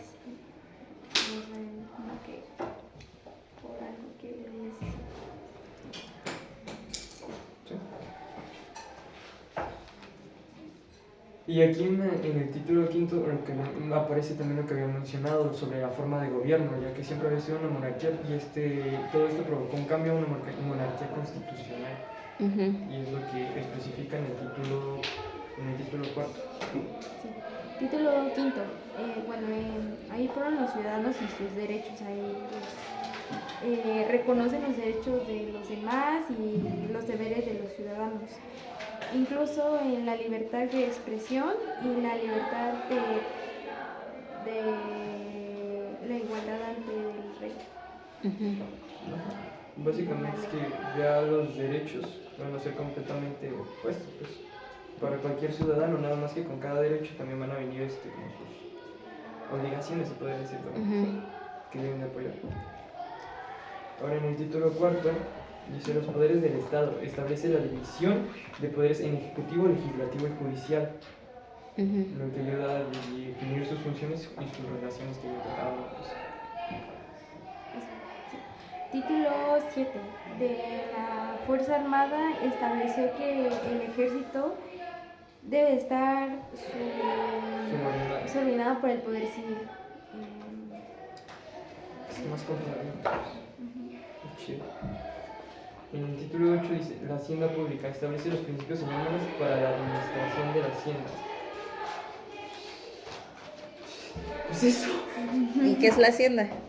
Es en donde pues van a... Hacienda Pública. ¿Qué es la Hacienda? Te la sabes, eso no me entiendo. Digamos de que yo todavía no llegaban estoy todos, creo que la población. Ese sí lo tenía. ¿Qué es la Hacienda Pública? ¿Tú te la sabes? Vale. La hacienda pública era un lugar donde, así decirlo, los civiles iban a pagar también deudas y se trabajaban ahí algunas personas que no tenían cómo pagar, entonces por el trabajo que hacían en las haciendas les pagaban y además de ahí iban también a pagar las deudas las ciudadanas. Como los impuestos. Como el SAT. Es un momento. Muy bien, gracias, Ivonne, por sacarlos del... Y en el título 8... en el título 8, bueno, por último, la Constitución... por penúltimo, la Constitución, que diga, el título 9, la Administración de Justicia, establece la organización y funcionamiento del sistema judicial. La forma en la que se va a fungir todo, básicamente.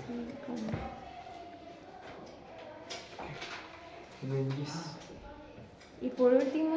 la reforma de la Constitución, que es, pues si llegara a ocupar alguna modificación o algo ese tipo de cosas, se muestra ahí el procedimiento, la forma en la que se van a llevar a cabo cada una de esas cosas. Y pues ya. En pocas palabras, ¿qué es? Pues un cambio de organización de la monarquía que buscaba fue la primera constitución. promulgada en España. ¿Y todavía tenían o querían qué? ¿Qué querían los españoles con esa constitución? Seguir controlándolos. Pues es básicamente una nueva forma de control. Es decir, yo te doy esto, pero sigo siendo esto. Y es como que dan, pero también quieren a fuerzas llevarse algo a cambio. O sea, yo te sigo controlando así, pero te doy tantito para que no sientas que te estoy suprimiendo. Exactamente. ¿Y les funcionó? Pues sí, porque al final de todo pues fue exitosa. Hasta 1822, en el que pues, se dieron cuenta que esa constitución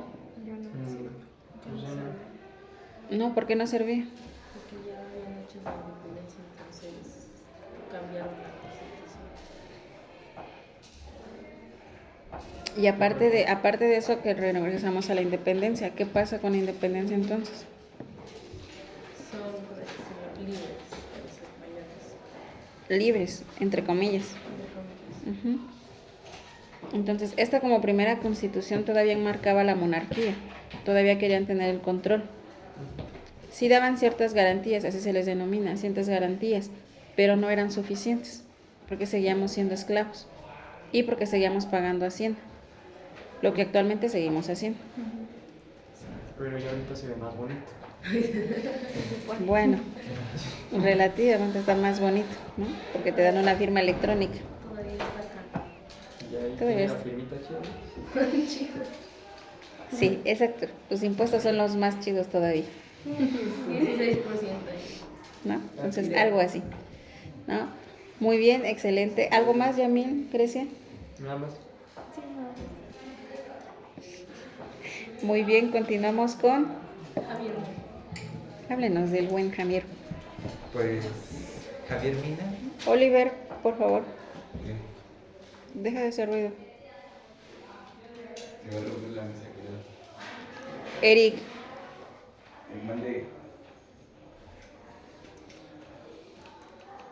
Javier Mina, conocido también como Francisco Javier Mina, fue un español que desarrolló su campaña entre abril y noviembre de 1817. El 22 de abril de 1817 desembarcó en lo que fue Soto, la Marina Tamaulipas. En Londres dio inicio a su expedición con la finalidad de desembarcar en México y ayudar a la insurgencia mexicana. Bueno, Francisco Javier Mina fue uno de los primeros participantes que hubo dentro de lo que fue la independencia de México, siendo que antes era originario de España y una vez que terminó una, por así decirlo, guerra en España, que era la restauración de lo que fue un rey, él empezó a ser perseguido, lo cual él tuvo que escapar a Londres. En Londres conoció al fray Servando Teresa de Mier, el cual le avisó que en México estaba sucediendo lo que conocemos como la independencia. Entonces, Francisco Javier, con tal de, por así decirlo, ayudar, se embarcó directamente a México, ¿verdad? No me acuerdo si primero desembarcó en otro lugar, pero llegó a México y fue cuando empezó a realizar su campaña. Compartía ideas con fray Servando Teresa de Mier acerca de el rey de España, Fernando VII. Y también como punto principal de Francisco Javier nos dice acerca de que fue desterrado en Inglaterra por sus ideas liberales, más por el hecho de que quería ayudar a los españoles en ese entonces. La campaña de Francisco Javier Mina terminó cuando fue capturado durante su campaña y fue fusilado el 11 de noviembre de 1817 en el Cerro de las Campanas, que se ubica en Santiago de Querétaro. Pues nada, que los dos organizaron una expedición para apoyar la independencia de la Nueva España. Y en conclusión, ustedes, en lo personal. Pues fue algo valiente de su parte querer huir, porque, o sea, bueno, en esa época, por así decirlo, tener ese tipo de ideas era como tener un riesgo de muerte, porque, o sea, era algo que no les gustaba, por así decirlo, a los reyes de España, porque eso significaría poner en peligro su posición y era, por así decirlo, terminar con todo lo que sería sus riquezas y toda la corrupción que tenían en ese entonces, porque eso era lo que había, mucha corrupción, porque arrebataban lo que eran los recursos del pueblo para poder satisfacer sus necesidades. También lo bueno fue el hecho de que Francisco Javier no era el único con esa mentalidad, sino que al mismo tiempo conoció a Fray Servando, ambos se realizó, se unieron y pues juntos hicieron realmente lo mejor. Para poder ayudarlo aquí, lo que fue la independencia. Así como Hidalgo. Exactamente. Solo que en este caso Hidalgo, porque tenía más presencia. Porque estaba dentro del clero. ¿Y Javier Mina? Pues nada más fue, por así decirlo, otro que se involucró, que también era un poco de sangre española, también tuvo como que relevancia. ¿Pero era de sangre o era español? Era español. Y entonces podríamos confiar en un español. Confiar. Pero en este caso, por las ideas que tenía en contra de lo que fue el rey, por ejemplo, el rey de España, pues sí. Pero acuérdense que él venía de luchar o de hacer una liberación de España de un rey.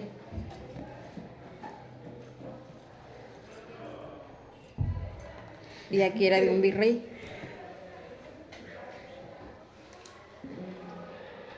Pues es que en ese entonces el virrey era, por así decirlo, la sustitución del rey que tenía España. Y entonces al ver, pues yo siento así, que el rey al ver que, por así decirlo, el virrey tenía más o menos la misma ambición, entonces lo ponía y ahí es cuando entraba la corrupción.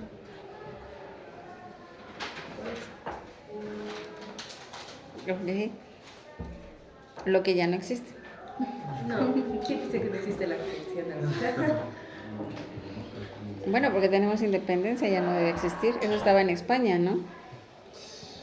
Sí y no. Realmente el gobierno sigue trabajando con corrupción. ¿Y entonces qué cambia? Realmente el hecho de que tenemos más libertad. Y el tipo de gobierno. ¿Y qué libertad tenemos? ¿Y qué garantías tenemos? Bueno, El hecho de no estar esclavizados. En parte en que seguimos trabajando solo para pagar los impuestos y comidas que últimamente han subido bastante de precio, entonces es cada vez más agotador intentar, por así decirlo, comprar algo. Y además de que el gobierno no pone un alto cuando alguien o algo infringe lo que es nuestras garantías y derechos. Porque, por ejemplo, ahorita los feminicidios están muy altos, a pesar de que, o sea, según las cuentas del presidente de ahorita, pues según han bajado, pero aún así no han logrado poner un alto total a lo que es todo esto. Entonces, ¿sí dejamos de ser esclavos? No, no por completo. O sea, pareciera que dejamos de ser esclavos en un término de libertad de los españoles, pero así aún así seguimos siendo esclavos de un gobierno, por así decirlo, corrupto y que somete a las personas. O sea que tenemos la esencia de un español. Ya, pero me vas a pensar en que te haces raro. No, yo pregunto, entonces tenemos la esencia de un español. Algunos. ¿No?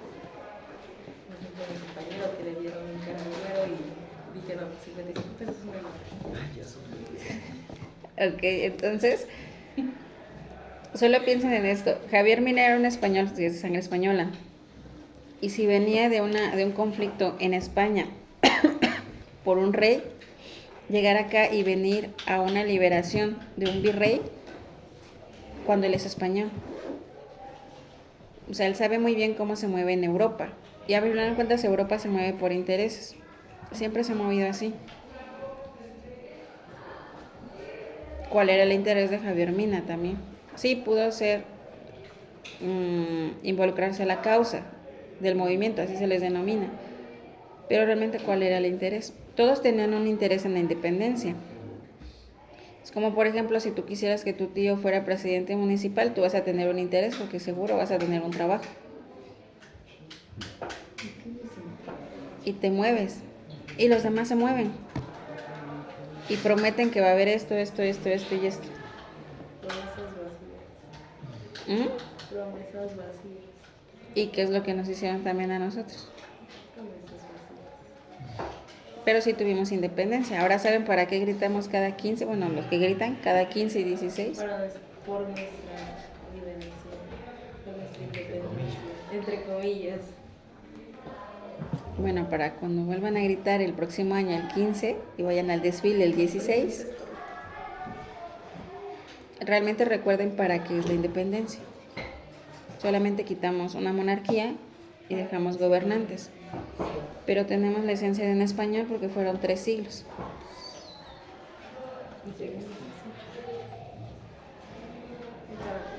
igual 3 siglos, pero ahora pueden presidentes corruptos que simplemente lo único que hicieron fue empezar a hacer que México que pudo haber llegado a ser una potencia, simplemente hicieron que México empezara a tomar deudas y deudas que hasta el momento no hemos terminado de pagar, de hecho, y por eso es que pues estamos así de ambulados. Y sin embargo México es muy rico. Como Mesoamérica sigue siendo muy rico. Ok, muy bien, excelente. Pues bastante. Es como el presidente de Argentina. El presidente de Argentina va a privatizar todo y no va a dar apoyos sociales, entonces cada quien tiene que rascarse con lo que tiene. Eso viene para una revolución. ¿Y nos vamos a meter? No, México no se mete. No, nosotros no nos metemos. Pero él se metió con México. Por decir que tenemos un gobierno que debería ser quitado porque no avanza México por tener un gobierno que apoya con beneficios sociales y con no privatizar. Aunque realmente si lo ponemos en una balanza, México está mejor posicionado, ha sido muchísimo más posicionado. Pero Argentina quiere posicionarse privatizando todo. Siento que es una buena idea. Todo lo que tiene, Por algo tierras, escuelas, todo lo que pueda privatizar Argentina, porque su presidente lo decide.